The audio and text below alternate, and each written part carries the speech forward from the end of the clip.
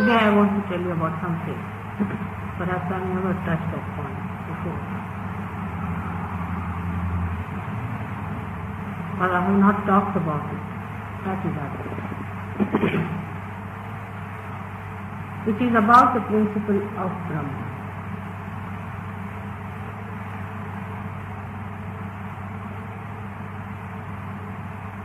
What is principle of Brahma?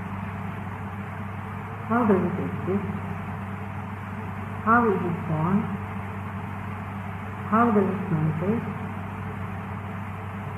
And how it is detached and also attached.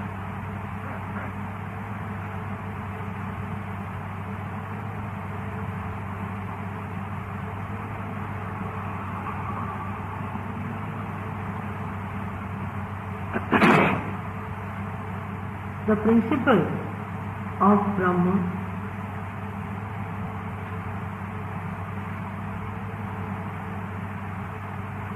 is different from Brahma itself in description. Like the principles that I follow is different from what I am.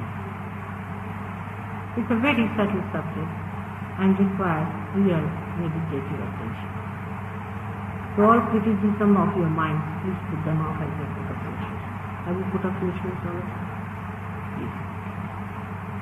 And just listen with little subtler attention. Can you come forward? You all can come forward so that those will be coming later, then come later. Come later. I think better thing is to come forward. Mic here. It's better to come forward, yeah.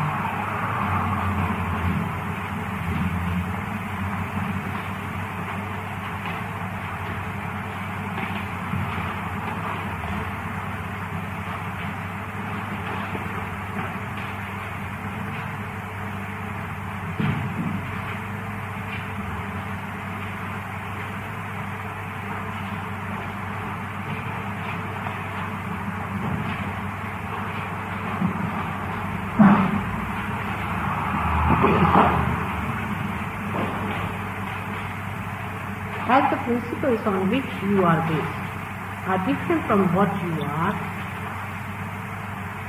in the same way, the principle of Brahma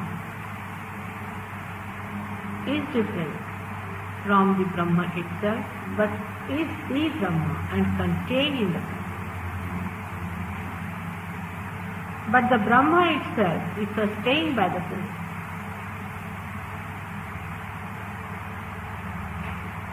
In dimension, you may say that Brahma is wider, larger,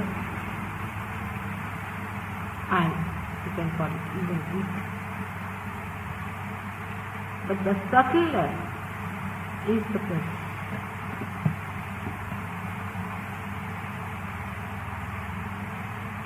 This principle exists in Brahma at the beginning of the universe, of creation. At the very beginning it exists, but as it is an eternal plane of creation, destruction,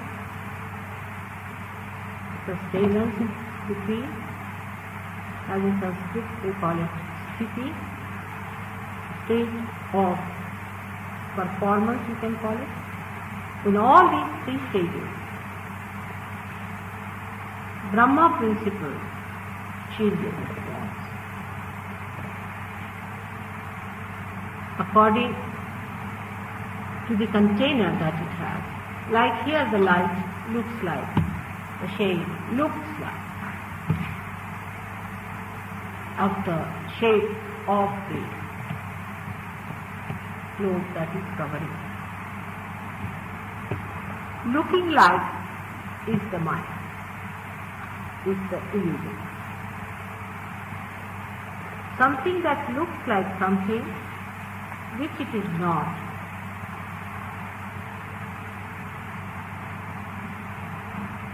This phenomena is the mind, is the illusion.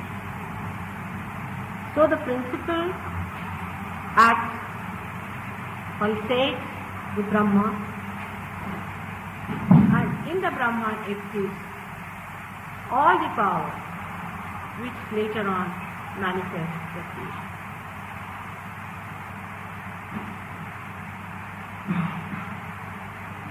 So the principle, which is the divine power,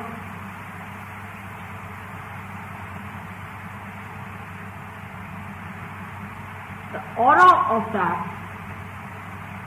or the thing that it sustains, is the complete Brahma, and that Brahma has got three powers, namely one of existence, second of creation, third of sustenance.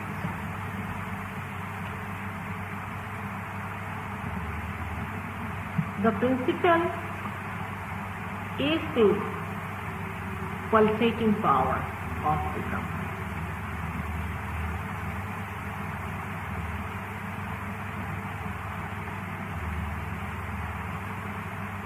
And it is represented as Om.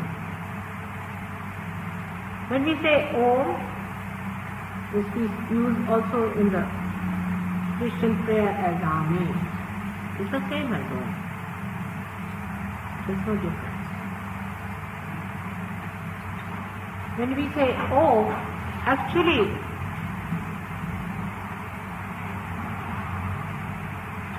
the action of this principle is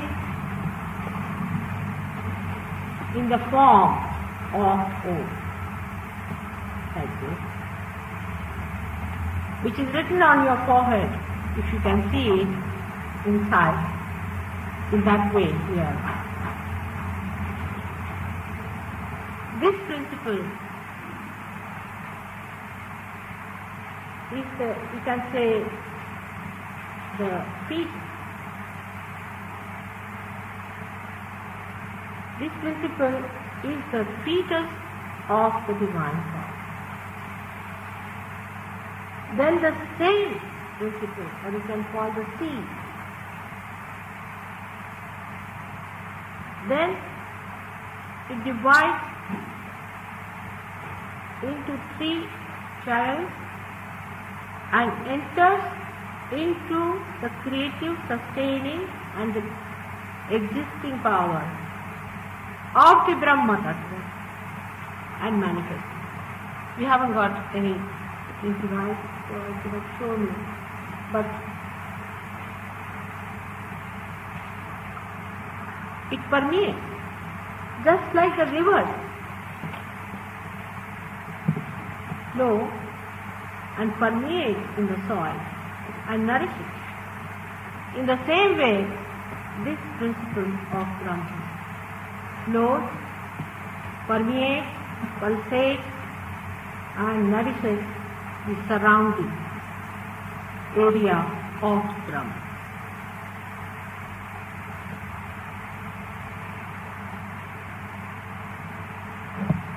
So when the attention, which you call as Mahachitta, or the attention of God, you can call it,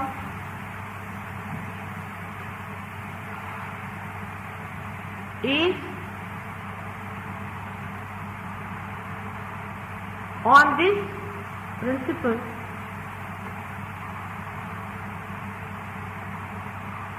then Brahma doesn't cease. Are you following me?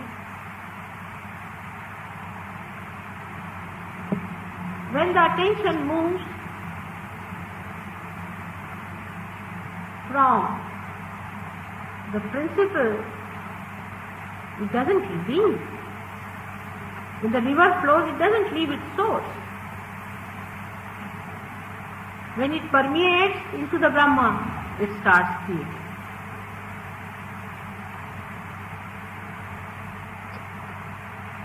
This principle is detached as the light or the electricity inside this glowing ether. But it permeates. It may permeate through it It may permeate into this room, but still it is detached. One wouldn't say there could be any proper simile for Brahma because that's an absolute stuff. And an absolute cannot be compared.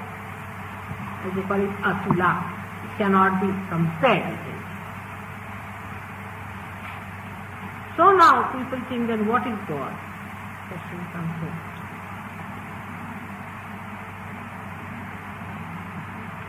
Where is God? What is He? What has He got to do with Brahma and the principle that is there?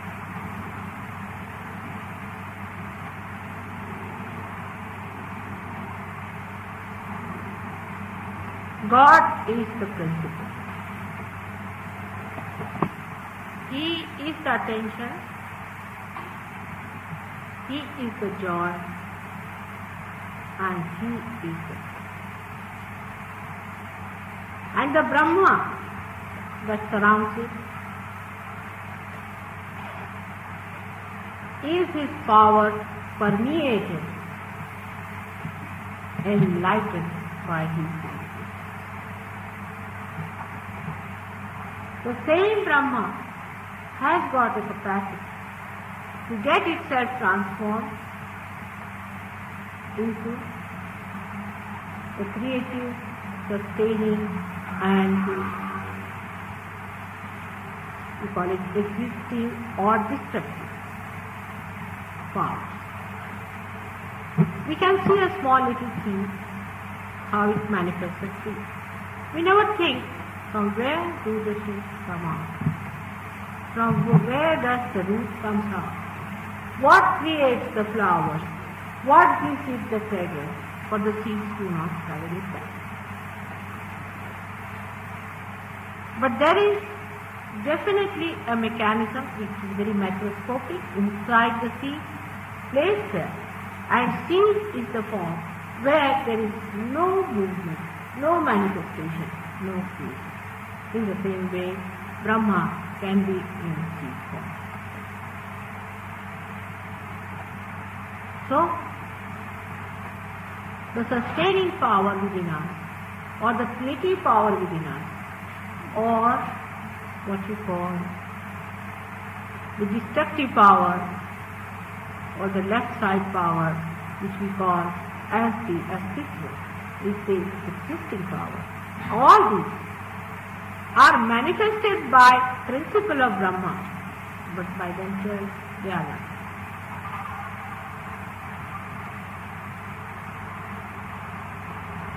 So Sat Chit Ananda, the truth, the joy and the attention. The nature of Brahma, which is this, is God.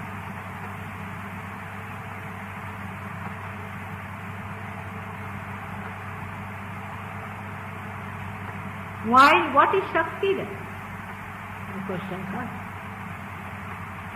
The Shakti is the complete Brahma plus the power of God.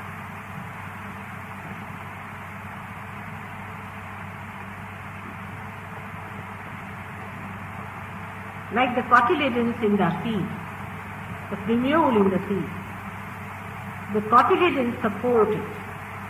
Through the cotyledons, the primule takes all the powers and creates beautiful flowers and all the beautiful fruits. The roots also are created. The food is given by cotyledons. It sustains. Out of this, the principle that does it, the generating power, the germinating power that is in it,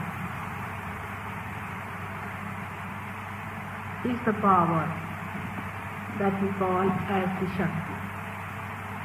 But in a seed, which is a material thing, it has no awareness to do it. It's a very subtle point to understand. The seed itself cannot germinate itself. It has certain other power within it which is placed by God, that germinates. It cannot do by itself.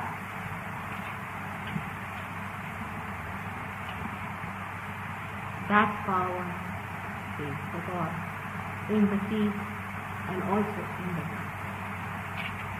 The germinating power is the Shakti. That power which makes it do it, but the seed is not aware of it. When you reach to the human stage, you have to know that power, and you have to be aware of that power, and that is self-realization. The power that has created you, the power that has given you all these three powers, Ida Nadi, Pingla Nadi, all Kundalini, everything. The one which is the desire of all that.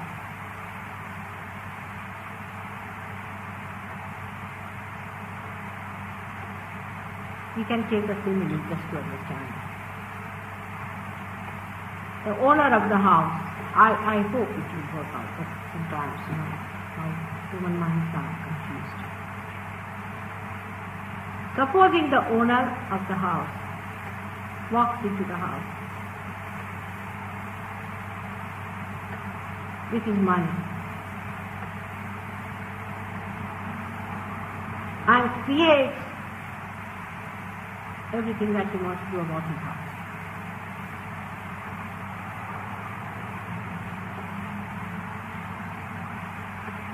Now the master goes out, he is not there. When you see a house created, you see the power of all the workmen who have done the job, and somebody who has established everything. But you don't know whose desire it has. In the same way, you have seen your body being created. You even see the mind that is you have there. You can see your emotions that are there, of course. You can also see you are a human being. You can also see you are much far away from the animals. And if you have some wisdom, you understand also you are much wiser than anything that is created so far. And also if you have some foresight,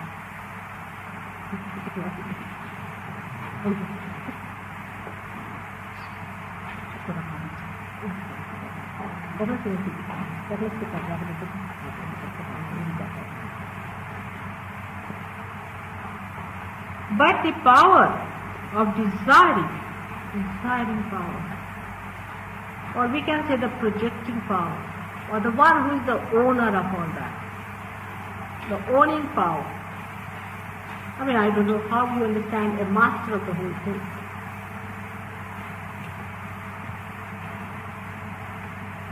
He is the Lord.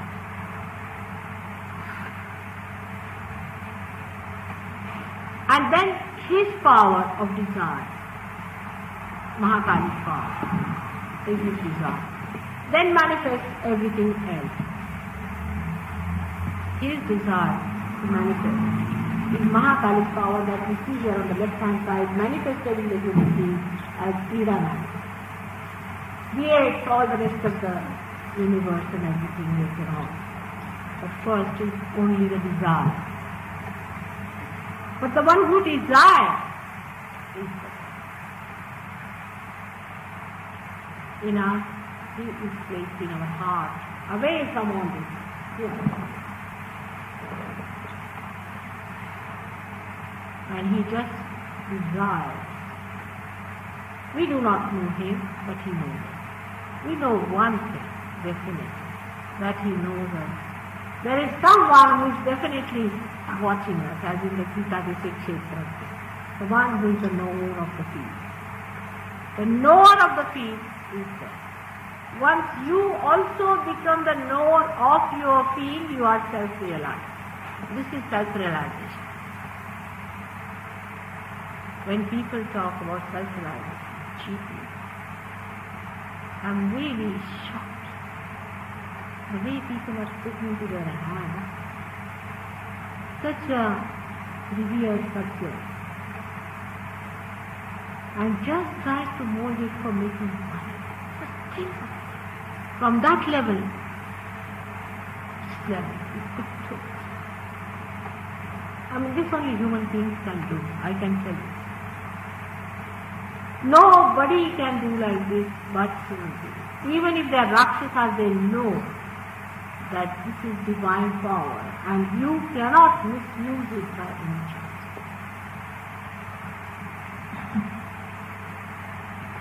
So this principle works. Say in the matter it works. As the electromagnetic force, you can say. But not as the electromagnetic force. It works which brings about the electromagnetic force inside that. Can you follow the point? You?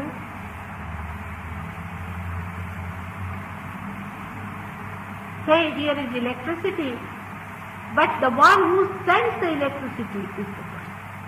And he is aware of it.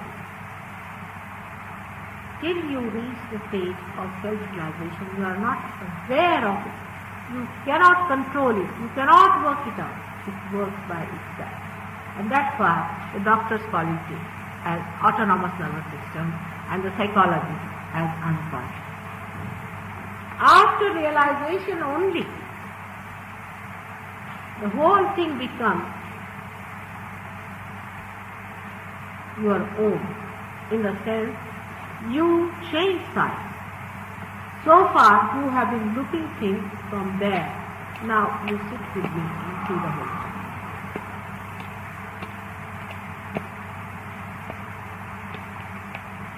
But this principle of Brahma lives in its mood.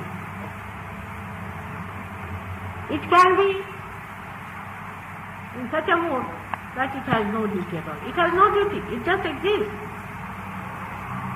It has no duty. It is not the duty of an owner of a house to do something about it. It is his whim. If he wants to do, he'll do it. Otherwise, he'll live like a hermit. He has no duty. I hope you understand the meaning of the owner. Because if the human laws are funny, whatever you may be the owner, still you can't do many things. But if you can think of an absolute owner of a place, absolute owner. Yes, very true. You're smiling, but in upstairs they had a freehold house. We couldn't cut the tree, we couldn't plant the tree, we couldn't do this to the hedge, we couldn't do that. But he is an absolute owner. Absolute owner. Understand the absolute word. Where no law but his own laws work.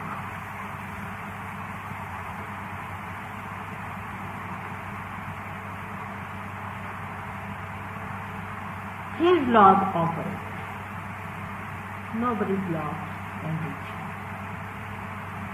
Then you may say, the question comes in, then how is it, Mother, if you say that we are free?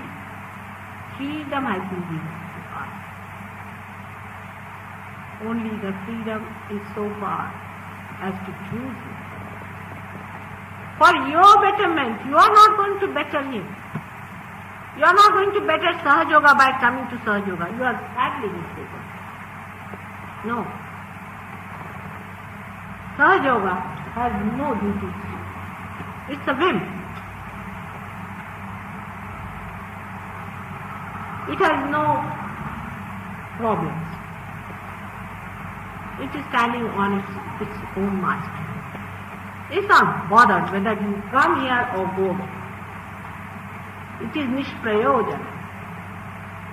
It is without any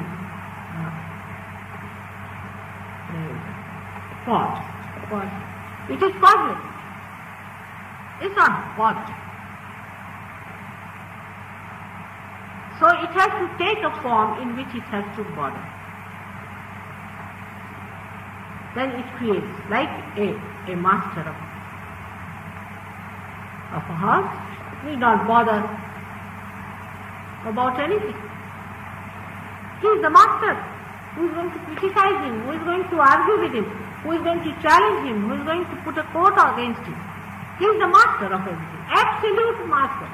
God means He is not only almighty, but He is the master of all that He has created. He is the master. If He wants, He will do it, otherwise He will not do it. It is His will that He is done.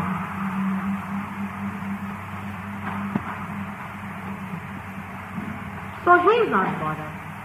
But then He takes the form sometimes of a person who wants to do something. He wants to bother, just as a whim. He bothers himself and he starts doing. And he creates. And he creates this universe.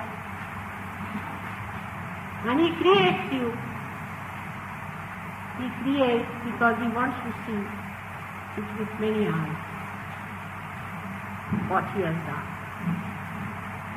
So he creates his own children, grows them up, gives them eyes so that they can enjoy what he has. He gives them their power. This essence of Brahma is the Ganga Tattva, as in the Sanskrit is called as the Ganga principle. From here, we have to understand that is the first principle and that is the principle of innocence. That is the principle of holiness. That is the principle of chastity. That is the principle by which we preserve ourselves, by which we respect ourselves. That principle has been incarnated on this earth, as I have told you. He is created as Ganesha, but he is incarnated as Jesus. He is a Brahma. He is detached, and that's why he could be resurrected. No other incarnation could be resurrected. He was not born. It was a conception, desire. And that's why he was resurrected. You all perhaps do not know. Now what is difficult for God? I mean, for an Indian it is very easy to understand that Ganesha was created by Parvati. Yes, she created. We can never doubt it because he is God after all. He is an absolute personality. He can do whatever he likes.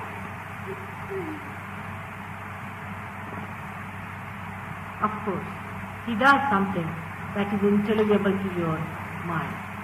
Tries to.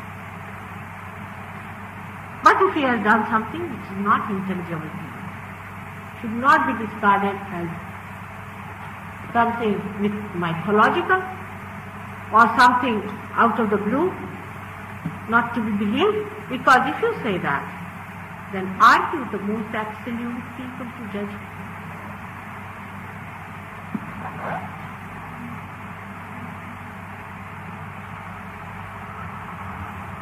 Let us know that we are not.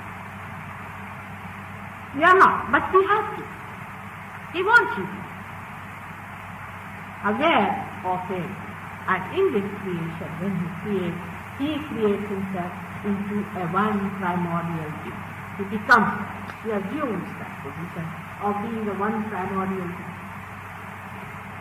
And then he selects his cells, which have to play an important role, which are to be awakened. Now the brain cells are the ones which are aware. Have you ever thought that how these brain cells know? How come everything? This little boy asked me this question because he is very much there. But very few people ask this question. How there is gravity? Why this becomes red?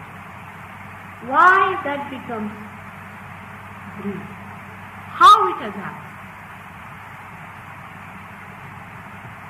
Who has done it? We take things for granted. everything for granted. That's the only trouble with human. Taking everything for granted.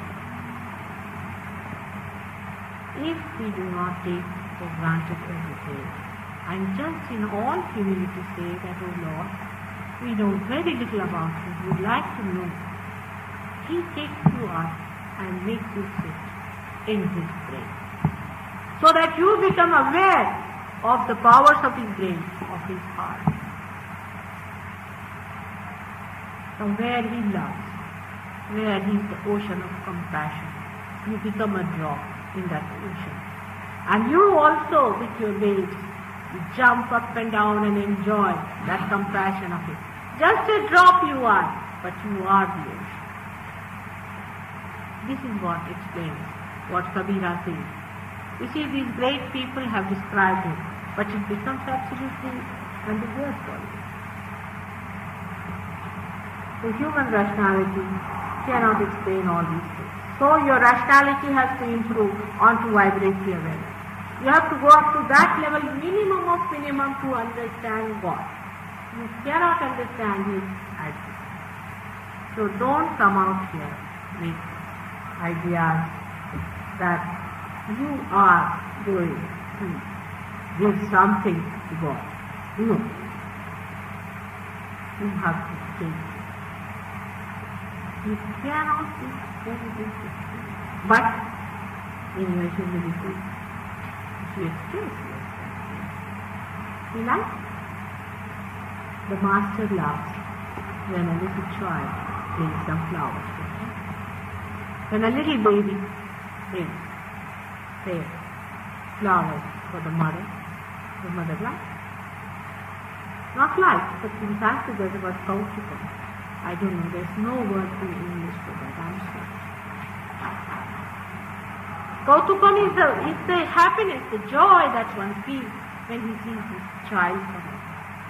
When the person sees the child returning the love, in its small way. After all, children are, what are they going to do?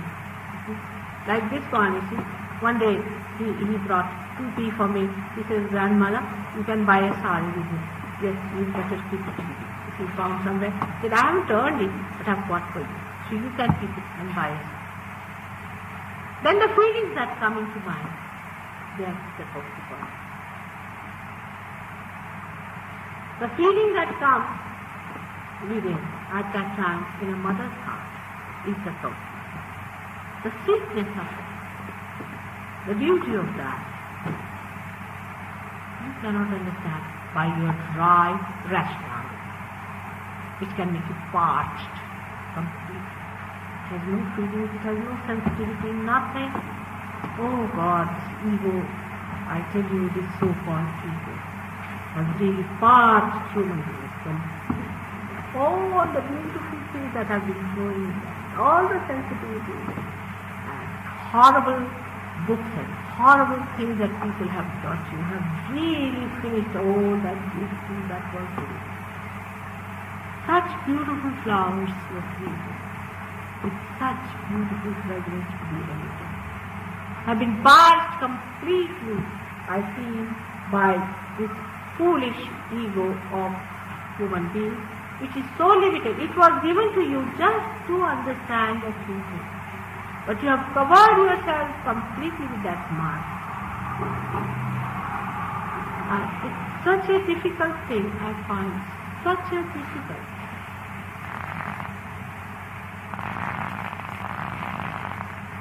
Some examples can be given.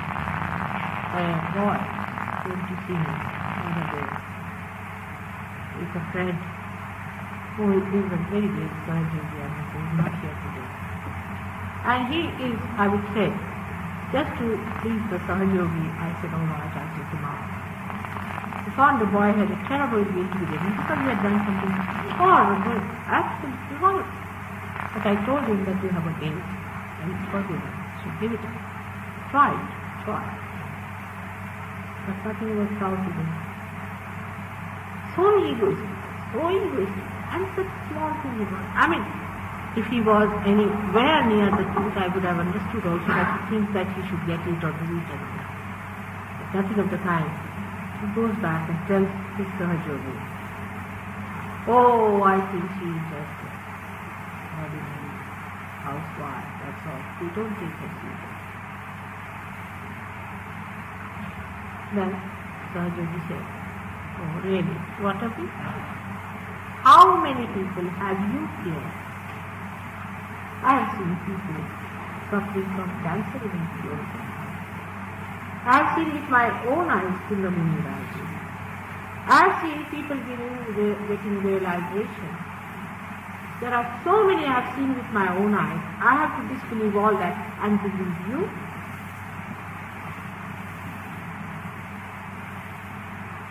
I never knew that he was that.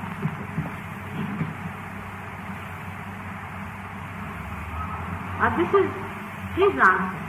But as I told you, that you can take a position when you are bothered, and when I take a position like that I am bothered about it, then I think that really you are still very, very ignorant. But at least see, at least ask for it, and it should be done, because the creation has to be completed, it has to be fulfilled. And you have to know the meaning of your being. You have to know why God has created you and what are you. That is the mind. People waste their time. There's no time to be wasted anymore, I can say. In the West, such a wastage of time, I find. Same in the East. They are doing what you have done before, like they are trying to build bridges and they are trying to do now underground trains. And those who have done it are now committing suicide. Between these two ends, where do I stand sometimes? I start looking at my face. What should I do with these extremes that are there? So please also put your Mr. Ego outside people's shoes, so it will work. If it does not work out, that's not my concern. Not is my problem. It is your problem that it does not work out.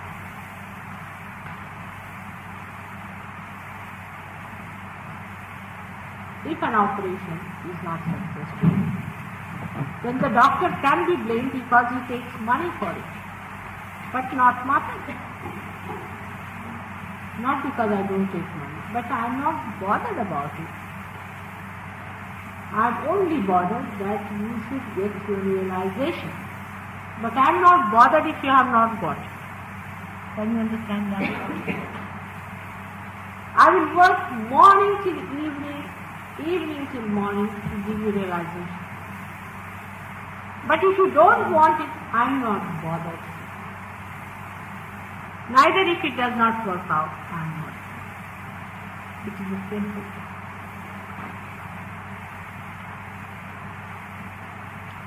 This is the only difference between a mother on this earth and I, the mother,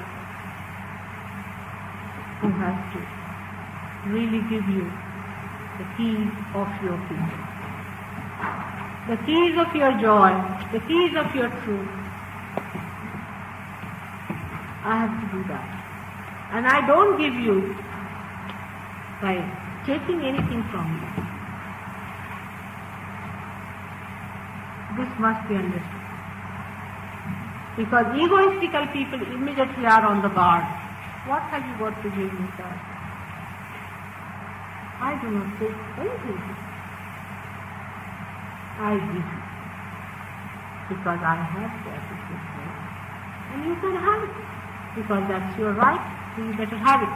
But if you don't want to have it, I'm not going to force it. And then I take that step, which I must confess, because I'm not born. And with the tricks, people disappear, reappear, and disappear. So be careful on that. This is the principle of Brahma, which is detached.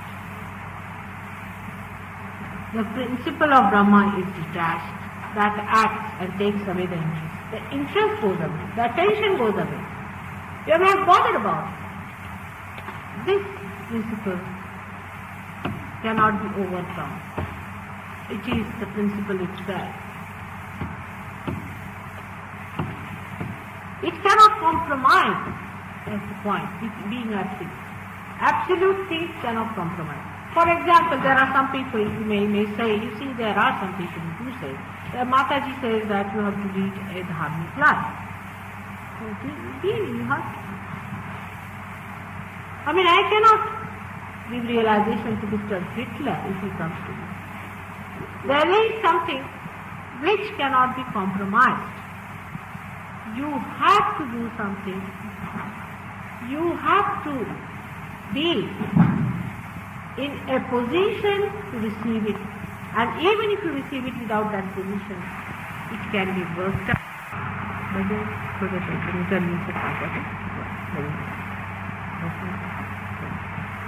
It is also not the principle that goes out of the way to demand something. No, it doesn't. To a point or not, but it won't. But it is such a living principle, the beauty of living principle, I would say, which perhaps you know it, but you do not know. When the principle is there, like say this house is built, it has got a foundation, then it is built up, then a house is brought in, and then everything is done. Then once done is done. If the foundation is weak, it is weak forever. You cannot do it. But the living principle is whatever may be your foundation, it will penetrate into your foundations, into your background, into everything, and can correct.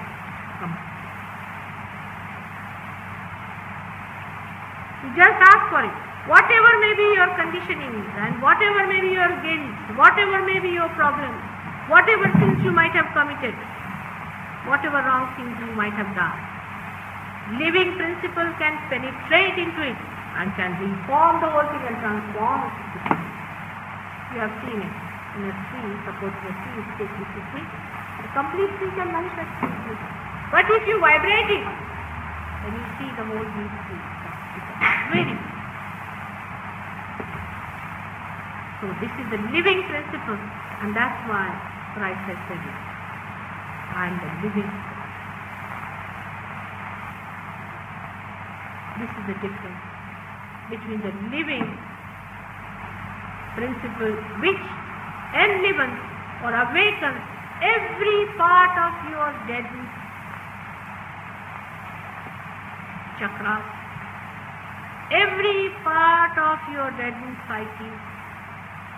It awakens, it cures it, it purifies it, it absolutely neutralizes all that is filth, dirt and ugliness, all that is called as sin. It doesn't stop its work. But you have to just ask.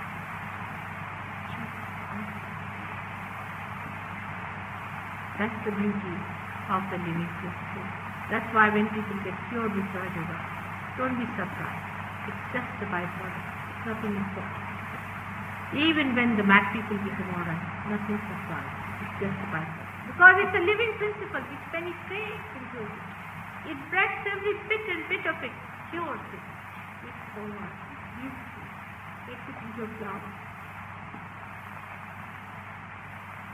And that is what is wrong. But then people come down for Sahajyoga. Mother, I have a problem. What's the problem? My friend has not written any letter to me. Will you help me? This is some bad.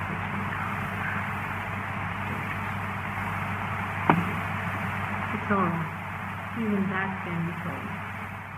These problems. After all, a mother has to share these little problems with her children. But ask for the highest. Tvamekam Sharenyam Tvamekam Varenyam. There is nothing to be asked for but for God. Don't ask Him. The rest is all dust. Is all that will finish off. It's all Chalayaman. It's coming, going, finish. Ask for that eternal. Ask for that is stable. Ask for that is the highest and the purest. Don't make me come down. I play with you. When my child asks you something, I have to tell him, all right.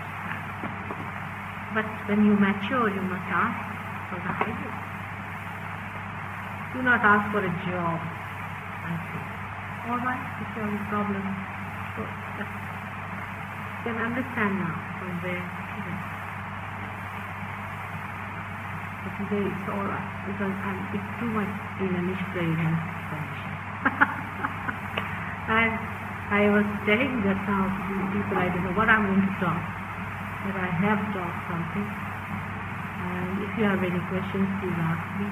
In the meanwhile, I would like some surgeons to see these people, and then we'll go in for meditation. You have some water is